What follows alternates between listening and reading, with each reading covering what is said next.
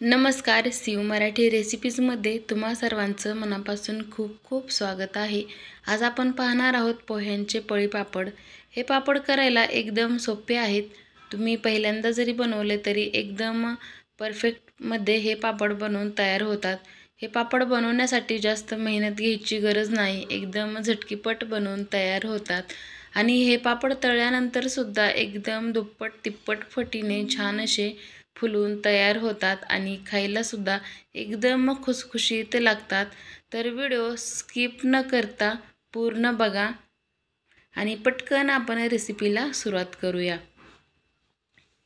तर इथे आपल्याला हे पापड बनवण्यासाठी जाड पोहेच वापरायचे आहेत. तुम्ही पातळ पोहे अजिबात घेऊ नका. तर इथे मी 1 वाटी हे जाड पोहे घेतलेले आहेत. याला आपण एका मिक्सरच्या भांड्यामध्ये काढून घेऊया. आता आपल्याला मिक्सरला याची एकदम बारीक अशी पेस्ट बनवून घ्यायची आहे. तुम्हाला जेवढी बारीक करता येईल एवढी बारीक अशी याची पेस्ट तयार करून घ्यायची आहे. आता आपल्याला याच्यात टाकायचं आहे पाणी. तर आपण ज्या वाटीने पोहे घेतलेले आहेत त्याच वाटीने आपल्याला इथे पाण्याचं प्रमाणसुद्धा घ्यायचं आहे. तर इथे मी 1 वाटी याच्यामध्ये पाणी टाकून घेतलं आणि परत एकदा मिक्सरला छान फिरवून घेतलं. आता हे थोडंसं घट्टसर झालं. परत 1 वाटी पाणी टाकून याला परत मी मिक्सरला छान फिरवून घेतलं. आता बघा ही जी पेस्ट तयार झालेली आहे ही आपल्याला एका भांड्यामध्ये काढून घ्यायची आहे. आपल्याला ज्या भांड्यामध्ये हे मिश्रण शिजवून घ्यायचं आहे त्याच भांड्यामध्ये आपल्याला ही तयार केलेली पोह्यांची पेस्ट काढून घ्यायची. आता आपण मिक्सरला फिरवताना याच्यामध्ये 2 वाटी पाणी टाकलं होतं. आता परत 3 वाटी याच्यामध्ये मी पाणी टाकून याचे पूर्ण अशा या गुठळ्या फोडून घेतल्या. आता कढई गॅसवर ठेवली. गॅस आपल्याला सुरुवातीला एकदम कमीच ठेवायचा आहे.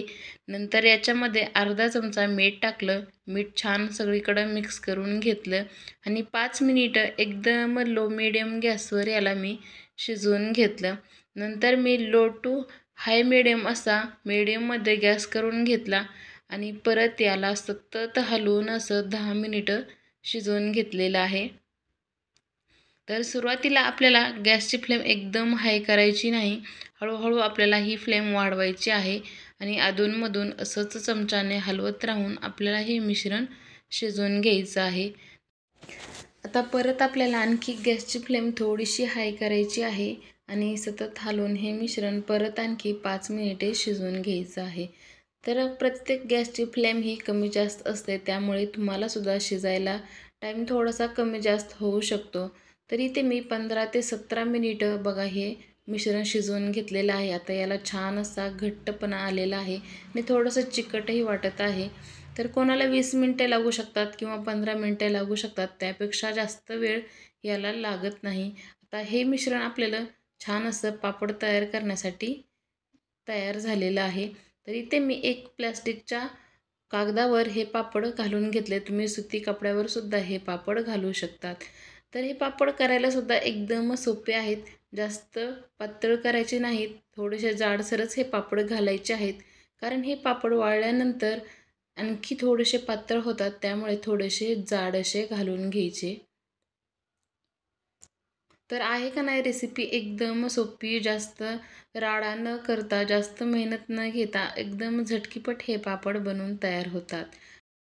तर हे पापड मी 1 दिवस सावलीला वाळवून घेतले. तुम्ही फॅनच्या हवेला सुद्धा हे सुकवून घेऊ शकतात. पापड थोडेसे ओले आहेत तोपर्यंतच काढून घ्यायचे, म्हणजे काढताना अजिबात तुटत नाहीत.